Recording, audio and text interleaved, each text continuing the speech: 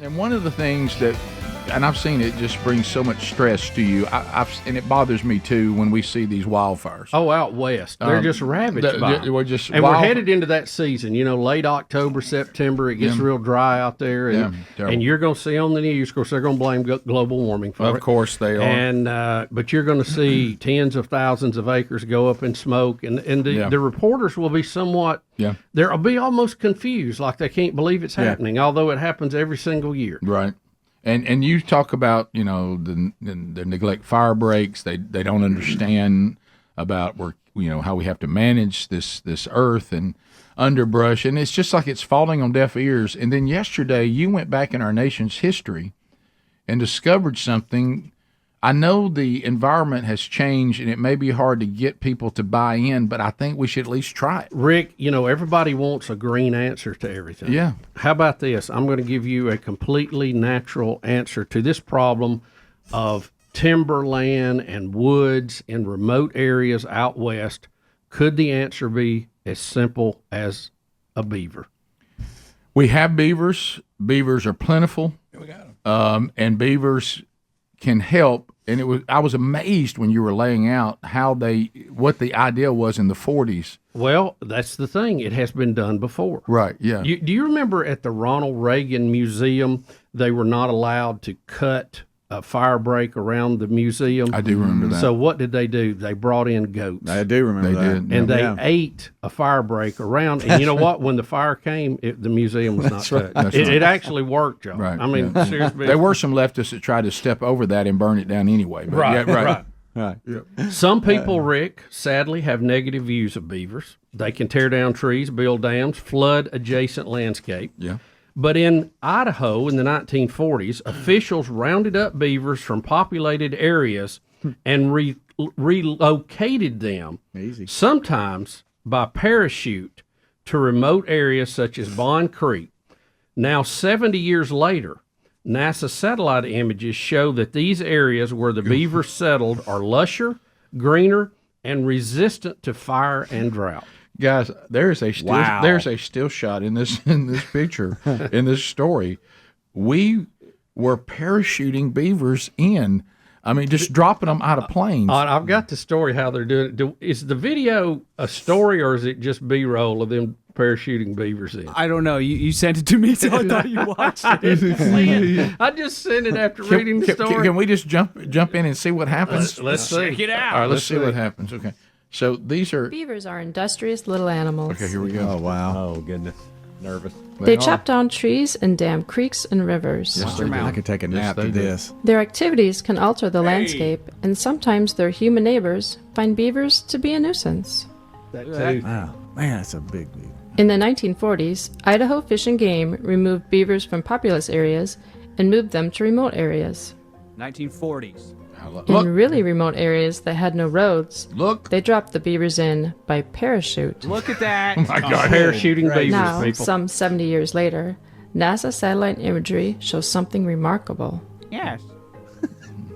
In areas where beavers moved in and built dams, the landscape is lusher, greener, and more resistant to fire and drought. Wow.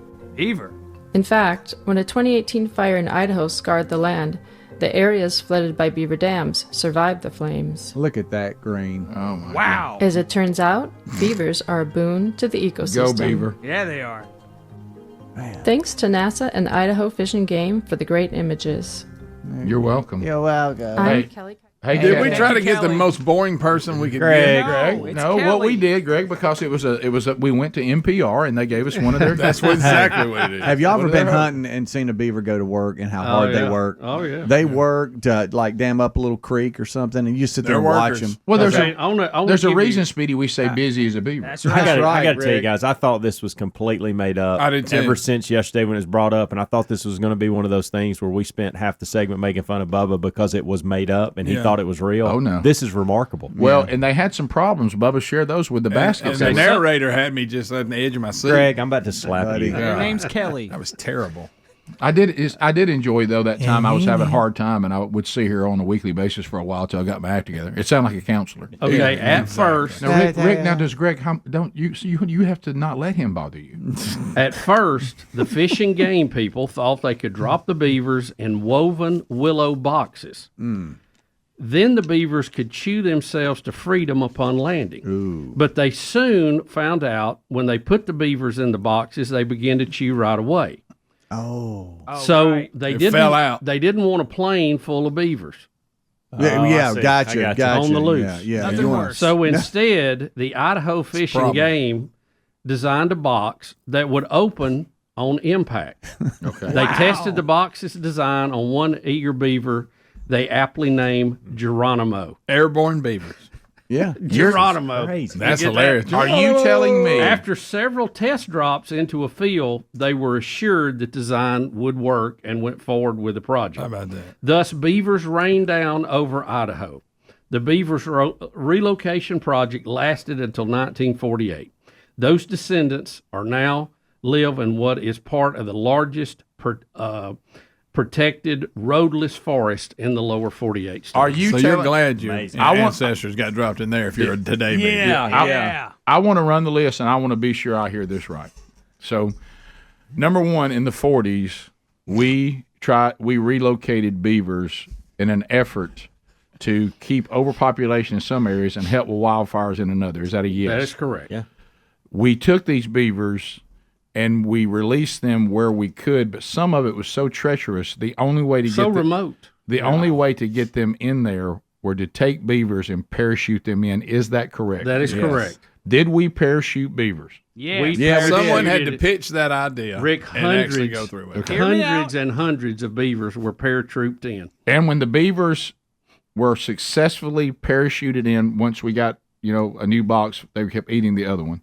Once we had one plane full of beavers. Yeah, they run around the plane. Once we got that dialed in, it actually worked. Yes. Yes. And continues to work today. Now, I want y'all to imagine, which is kind of Bubba's Yes, conversation it with does. yesterday.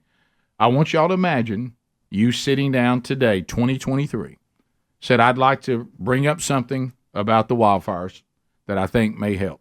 Now, I want you to imagine PETA sitting there. I want you to imagine any weird animal people sitting there. The mayor, the governor of California, I'd like for him to be in on it too. And I want Because of you, that whole area. I want you to imagine looking them in the eye and say, I think we should parachute beavers in.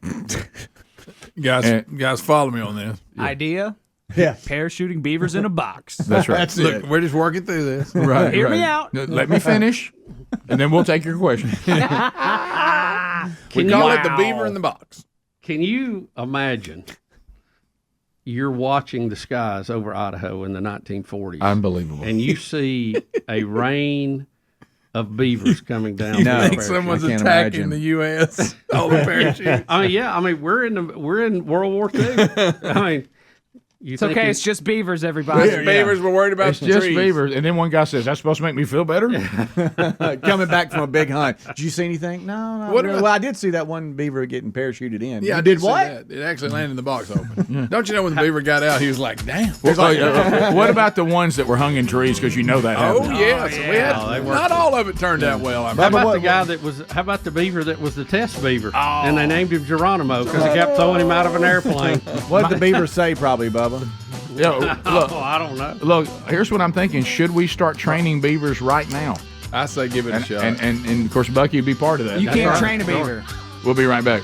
Rick and Bubba, Rick and Bubba. Rick and Bubba.